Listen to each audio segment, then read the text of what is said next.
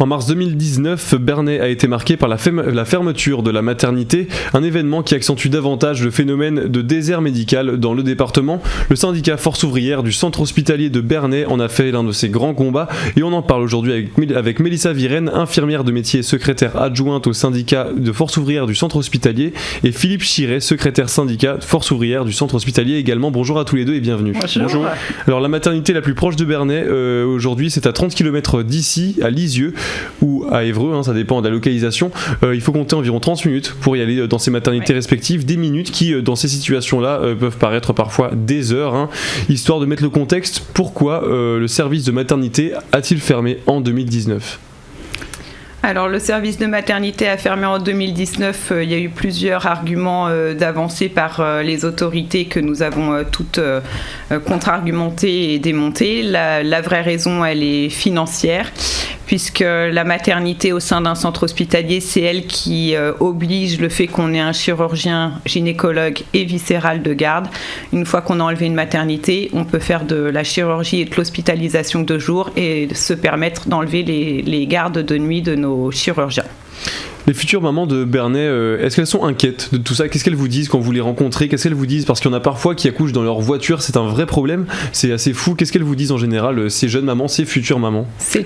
Pardon Philippe. Oui, allez-y Philippe. Ça rajoute du stress, que ce soit pour les parents, parce que automatiquement il y a un délai de route à prendre en compte pour se déplacer vers les maternités, parce qu'effectivement on est peut-être à peu près une trentaine de minutes de Lisieux, mais on est pratiquement, ça dépend où on habite, mais pratiquement entre 50 et 1 heure d'Évreux, donc c'est vraiment un facteur à prendre en compte, et ça rajoute du stress chez nous aux urgences, aux sorties de SMUR, parce que les médecins urgentistes et le personnel du SMUR a été formé que ponctuellement par une journée ou une demi-journée sur un accouchement, mais c'est toujours compliqué qu'un accouchement quand il se fait en extra-hospitalier. C'est très dangereux puisqu'il y a des risques incombants qu'on peut très bien gérer en structure hospitalière qu'on ne gérera pas en dehors de cette structure, donc le risque hémorragique surtout.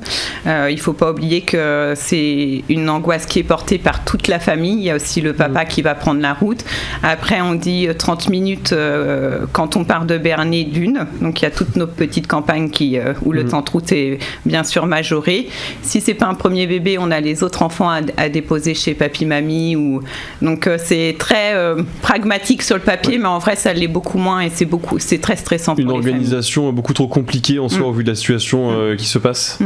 Et il y a aussi toutes les urgences gynécologiques, du coup, qui ne peuvent plus être prises en charge, c'est-à-dire la grossesse extra-utérine qui peuvent mettre les femmes en danger vital en 20 minutes. Donc voilà, il y a tout ça qui ne peut plus être pris en charge à Bernay, ça nous inquiète énormément. Quel bilan on pourrait dresser du coup aujourd'hui, après ces quelques années sans maternité? On a fêté le triste anniversaire en mars dernier des 3 ans de fermeture de la maternité. Qu'est-ce qu'on peut faire comme bilan aujourd'hui?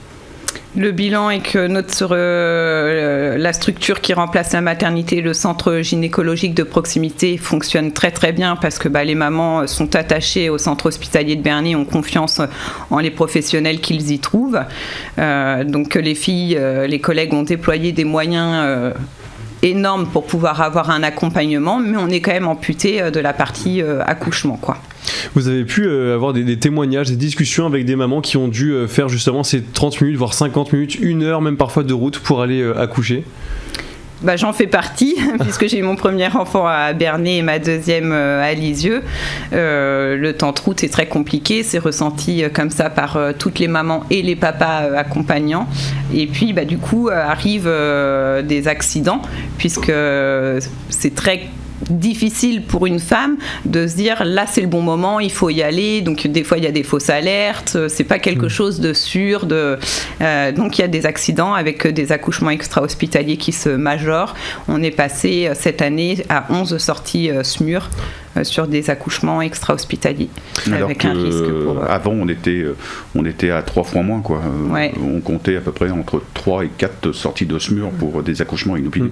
Donc c'est-à-dire que c'est une par mois. Donc ça rajoute du stress et au niveau de la sécurité.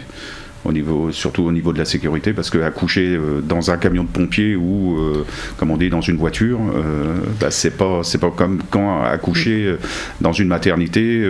Surtout quand on voit l'offre médicale dont on dispose aujourd'hui de nos jours. La fermeture de la maternité est venue affaiblir encore plus l'offre de soins sur le territoire, donc sur le territoire de Bernay en général. Est-ce que ça n'entraînerait pas d'autres effets justement? Par exemple, est-ce que ça pourrait pas dissuader par exemple les médecins, des jeunes médecins, de venir s'implanter ici à Bernay? Je me tourne vers vous notamment, Philippe. Oui, ça a rajouté au niveau des urgences, parce que les urgentistes, même s'ils sont formés dans une médecine, une médecine d'urgence générale, mais ils ne peuvent pas s'appuyer sur un plateau technique qui est fermé sur la maternité. Donc effectivement, comme le soulignait ma collègue, donc avec le centre le CGPP, donc on a des sages-femmes qui sont présentes sur site du lundi au vendredi, mais rajoute en plus le week-end où ça apporte une difficulté supplémentaire. Week-end et puis la nuit, quoi. La preuve en est justement, le seul chirurgien dentiste de la ville de Bernay est parti à la retraite et je crois qu'aujourd'hui il n'y en a toujours pas. Est-ce que vous avez des informations sur ce sujet aujourd'hui là, et est-ce qu'un avis peut-être aussi par rapport à ça? Du côté dentiste, on n'a pas du tout d'informations sur est-ce qu'il y aurait du monde intéressé ou pas, mais on peut se rendre compte que dans nos territoires, on a beaucoup de mal à avoir accès à toutes spécialités confondues, que ce soit les ORL pour les personnes âgées, les enfants, et on sait l'impact sur la santé publique de tous ces effets-là. Les BPCO, les apnées du sommeil, tout ça, on sait qu'en les prenant bien en soin, on fait des économies. Souvent, quand on essaye de faire bien, on fait des économies pas à court terme, mais à long terme. 3 ans, c'est le triste anniversaire, du coup, la triste date de fermeture de cette maternité. Comment les choses ont évolué depuis 3 ans? Est-ce qu'il y a justement de l'évolution, du progrès peut-être, que ce soit dans le bon sens ou dans le mauvais sens? Philippe notamment ou ça a concerné la maternité, mais on a toujours une inquiétude sur la chirurgie et le SMUR. On s'est aperçu l'année dernière que plusieurs SMUR avaient été fermés, soit sur des journées complètes ou même sur la nuit. L'exemple de Lisieux, à côté de chez nous, donc ça a rajouté de l'activité chez nous. Donc c'est toujours une problématique qui est toujours prenante, et ça apporte aussi une détérioration des conditions de travail de nos équipes, quoi. Chacun a une utilité, c'est très important de grader. Forcément, on ne peut pas avoir toutes les chirurgies dans le centre hospitalier de Bernay, ça serait pas faisable, déjà d'une et pas logique, mais tout le monde a son importance, on a toujours besoin de plus petits que soi, et c'est les uns avec les autres qu'on fonctionne bien.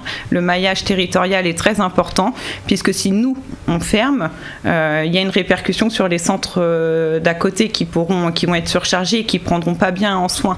Donc tout le monde a son importance sur le territoire, et on n'aime pas du tout la façon, la philosophie de rentrer en concurrence et en compétition, alors que la santé c'est l'affaire de tous, et les centres hospitaliers en soi, on est tous solidaires les uns des autres. Alors justement, du coup, concrètement, quelles seraient vos solutions, vos propositions, et qu'est-ce que vous demandez finalement pour cette maternité aujourd'hui?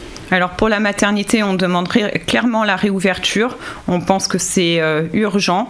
La preuve en est, c'est qu'il y a une étude qui est sortie dans The Lancet, publiée par des chercheurs de l'INSERM, qui montre que notre taux de mortalité infantile depuis 2012 augmente, mais de façon considérable. On est passé de la 9e place à la 27e place au niveau de l'OCDE, au niveau de la mortalité infantile, qui est un indicateur très important de la santé publique et du service sanitaire rendu à la population.